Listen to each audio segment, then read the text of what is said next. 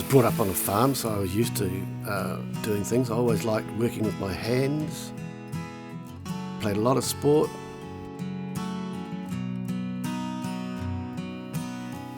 About 8 years ago, I noticed that I'd just become a little bit breathless. We went to Singapore in 2008, and I know I burst out of the hotel in the morning and I was all set to walk off down the street, and Al kept saying to me, slow down, slow down. And I just thought, oh, I'm getting old, or premature ageing.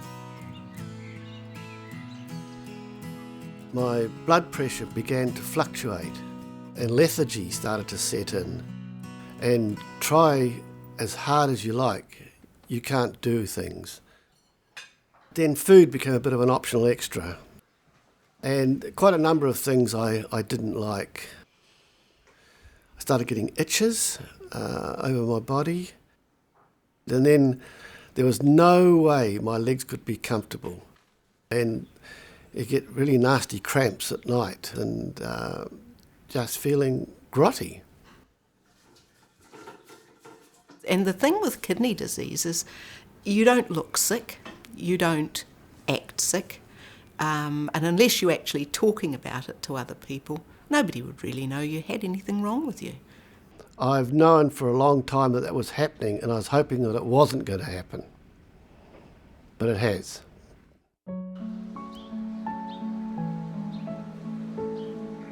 It's had a dramatic impact on my lifestyle. I mean, it's changed my lifestyle. I've become an excellent sleeper, and I'm sleeping between 10 and 14 hours a day. I basically became, I suppose, a pleasant little recluse, really. I didn't really go too far away from home. And it's a very, very gradual downhill slope. At the moment, my kidney function is at about 10 or 11%. In a normal disease, you get sick and you can know that you're going to get better and you can see yourself getting better. With this, you just continually get worse, and so you know that you don't have an option. You're either going to just fade away and go to sleep in a year or so's time, or you're going to have to treat it. I think there was a bit of denial and a bit of... We looked then, and I really probably looked mostly for things to do with dialysis rather than just kidney disease generally, because you tend to hone in on the things that are most important or relevant to you. You're tied to a machine, you can't get up for... I knew what the options were. I knew about the forms of dialysis.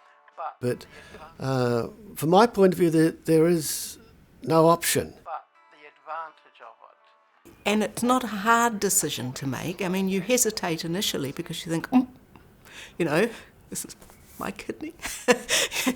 But when you reason it through, it's not a biggie. It's an obvious thing to do.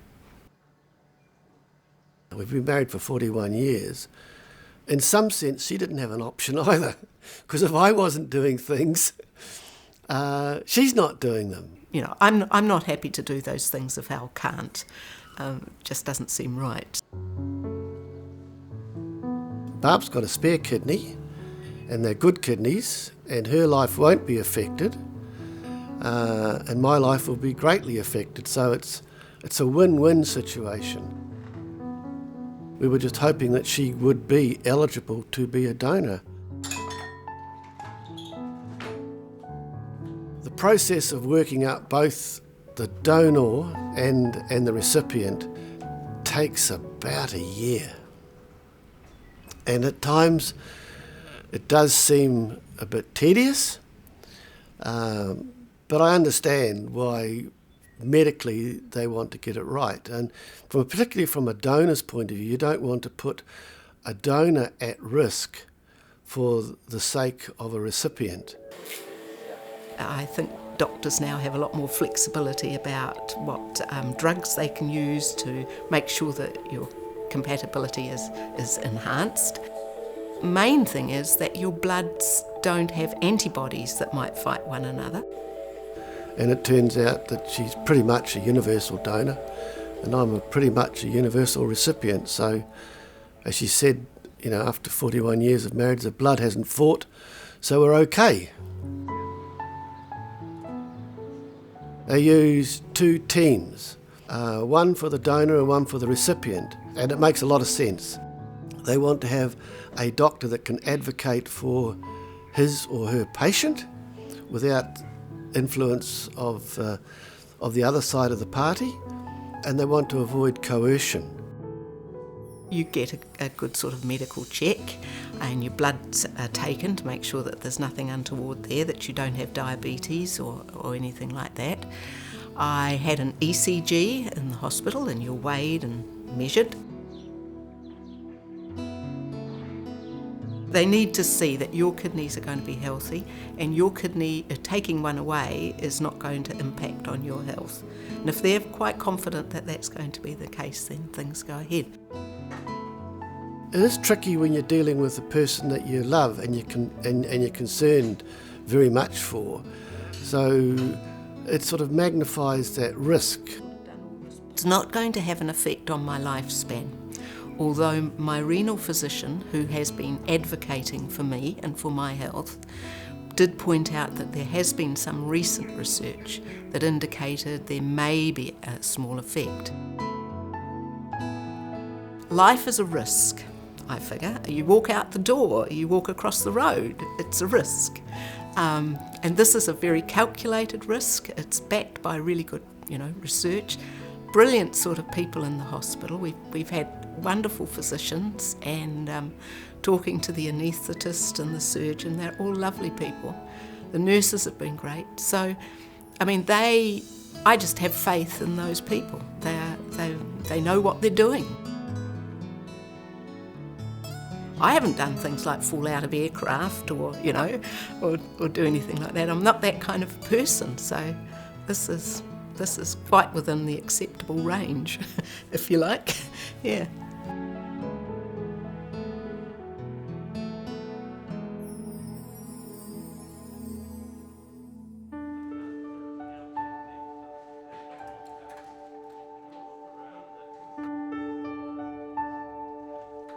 I expect to be quite sore because they're going to do a laparoscopic nephrectomy, which means they will do it with keyhole surgery. So they will put about 3 to 5 little holes across my abdomen where they will put in their instruments.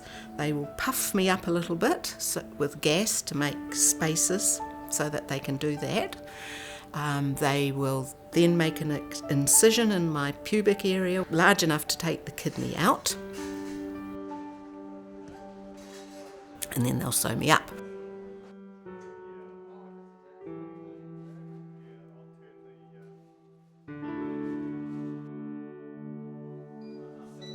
I just came to, and the nurses were there, and they said, sort of, how did I feel on a scale of 0 to 9 or 10, what was my pain level? And I had 0. I was very comfortable. I was just lying on my back, and I could see the clock, and I knew it was about 12:30, and Al was probably headed for the theatre, but no, I had no pain, nothing.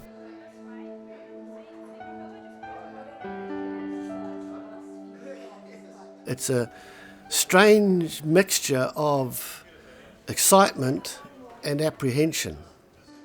Excitement at the prospect of having or regaining an active life, and I've got a long list of things I want to get done, and apprehension at the prospect of both of us going into hospital. Because normally one of you is well and able to look after the other.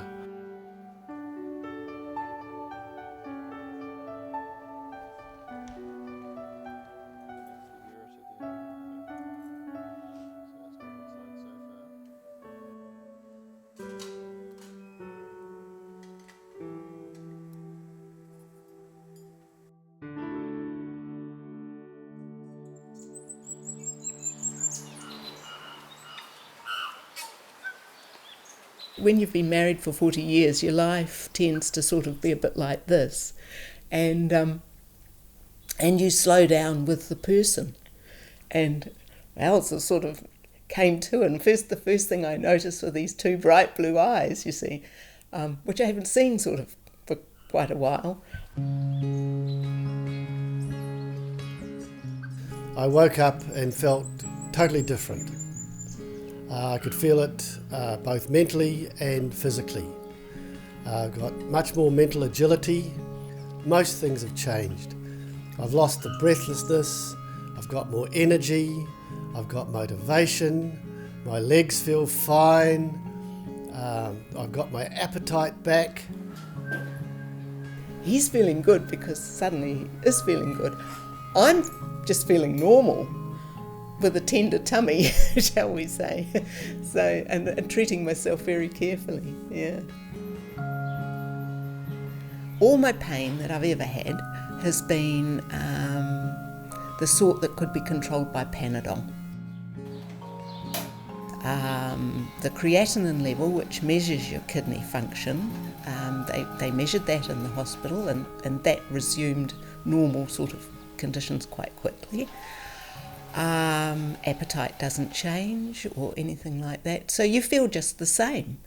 You're just getting over an operation. I would sort of summarise it as saying about a week of pain for 15 to 20 years of gain. So it's a really good cost-benefit analysis. It's working out extremely well. Now that I'm home, I'm just living a normal life. We're eating proper food again. It tastes wonderful. I can't tell you what it's like to eat food again and to taste it. What they want initially for a 6-week period is a high protein diet, because protein helps with the healing, particularly after kidney operations. 2 scrambled eggs, a small tin of baked beans with minimal sugar in them and salt. And I actually had some kidneys as well, but you don't want to hear that because I love kidneys. That only goes on for 6 weeks, and then I just come back and eat a pretty normal diet, other than avoiding listeria. Nothing under glass out of deli, no sushi, no creams, no custard squares, nothing in a pie warmer, those sorts of things. It's just exactly what a pregnant woman would eat, and it's not too onerous. It's wonderful to cook again and have that total range of foods to choose from, because when you're cooking for 2, you don't tend to want to cook 2 entirely separate meals. So you cook for the person who's on a limited diet, which meant no potatoes, no kumara, no pumpkin, no avocado, no tomato, no chocolate. No, not that that was a terrible bother, but it would be for some people. I need to maintain a fluid intake to keep the kidney working and flush it out. So at the moment I'm taking in excess of 3 litres of fluid per day. They gave me a little book, so I'm now measuring the fluid intake and outtake daily on a 24-hour basis, temperatures morning and night, blood pressure and weight. No kidney transplant recipient has a totally normally function immune system, so you are more subject to colds and flus and other little things. So it's just a matter of being careful.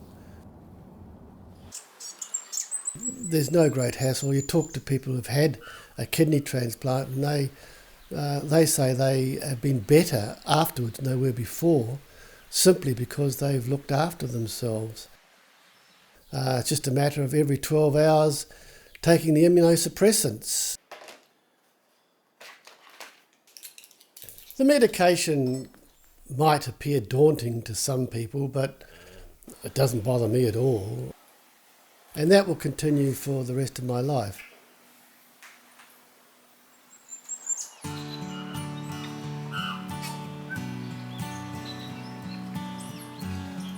The world is my oyster. I've actually now got a life.